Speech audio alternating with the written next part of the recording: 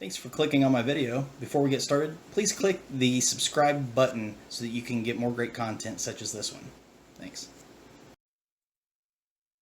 Everyone, welcome to Urban Chaos. I'm Tony Coleman, and I'm your host today, and I am going to discuss the use of having trained animals or mounts and such at low levels in a lot of the games like Dungeons and Dragons and Pathfinder. I think a lot of people overlook the utility of them when they're buying their gear early on. I don't think they understand how powerful at first and second level these animals really are. Quite honestly, unless you're in a campaign where the terrain doesn't support it, almost everybody should start out with like a guard dog, because like in D&D 3.5, a guard dog only costs 25 gold pieces. Now, unless you're a monk, you're going to start out with more than 25 gold pieces on average. I think a druid starts out with like 50 gold pieces, and they're the most suited for having animals as gear and companions and such.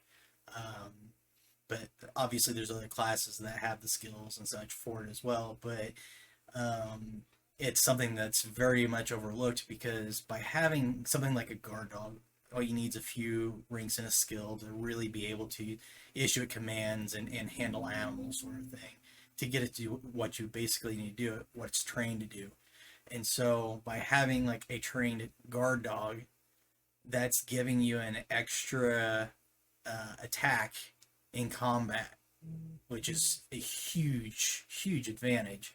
So that's also like extra hit points, because it's going to be another target for the bad guys to shoot at or to try to hit or what have you, and it doesn't necessarily target your character, which is the main goal, really. And so every first level person really should, from a pure combat munchkin standpoint, should pick up a guard dog or some kind of a trained animal that they can afford at low levels. It could even be like a combat horse if they happen to start out with enough loot to do it. But even just having a regular horse that's not trained for combat can still be used in combat with the appropriate skills, and can be additional attacks. So it may seem like a combat munchkin thing to do, but I mean, you would be better off starting in the game with like two guard dogs than buying like a longsword, because you would get basically two attacks from the dogs, which could be giving you flanking bonuses and so on and so forth. But they can also grapple, and by putting the opponent into a grapple, then you've got a lot of advantages over him and such. And you could just pick up a stick for free and have a club and be able to do almost as much damage. So when you're doing start out resource allocation, this is just one of the things that you should really be considering, because there are different animals that are domesticated that you can have in your game. And if you talk to your GM about it, they may be able to make certain animals available as well, depending on the play style that's going to be in the game, or maybe the character concept that you have. A lot of GMs are willing to work with you, but just from basic gear, people overlook things like having a guard dog a lot. I played for many years where nobody ever got a guard dog, and it wasn't until I was playing in a Kingdoms of Calamar campaign setting once that I was playing a halfling, or actually a gnome. I was playing a gnome, and he needed a mount, and so I was like, oh well, my options are basically right now it's a riding dog. So then I got to looking, I'm like, why wouldn't anybody just have other animals with them that they have that are trained? And we started doing more with it, and got to looking at it, and at low levels, that's like doubling your party. I mean, yes, dogs are only a CR 1/3, but when they're doing an extra attack that's almost as effective as yours, or you're using them with tactics, such as flanking, like a rogue that has a guard dog with him. He could have the dog on one side and he could be flanking him on the other, getting his sneak attacks in. So, and unless the DM is very, very stringent on controlling all the NPCs, usually they give you a little leeway and let you control where they're going and stuff, so you can actually plan out the strategy best. That doesn't even mean putting your dog in the most danger. You could be the one taking all the attacks of opportunity to get into the flanking position while the dog stands there and, tries to attack. But it all makes sense to try to do it. And at very low levels, that increases the power level of the group in combat quite a bit, because most of your combat at the first 3 levels of the game are mostly just sword fighting, hitting with clubs, very little magic involved because your spellcasters don't have very many spells to cast, or what have you, or they don't have the bardic songs in place to really do much, or the spells don't last very long. But like a guard dog, all you gotta do is feed it, and then it just travels with you. So you don't even have to share your wealth with it, but you can equip it. You can put magic items on your trained animals so they can actually get more powerful, or stay alive, or be a utility. And then if they happen to die, you just take the items off your dog and you get another one, or what have you. It may sound bad to say it that way, but most players don't care about their NPCs anyway.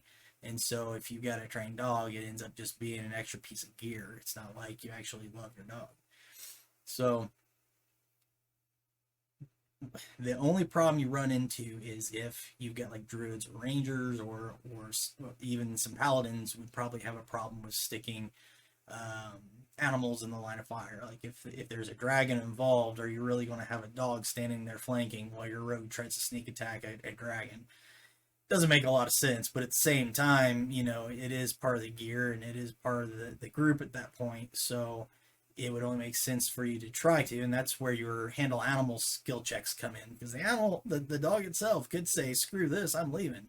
So if you don't have good enough handle animal, it could take off. But at low levels, it shouldn't be much of an issue, because that's what they're trained to do, and the DCs and stuff are usually low enough that it's not that big of a deal.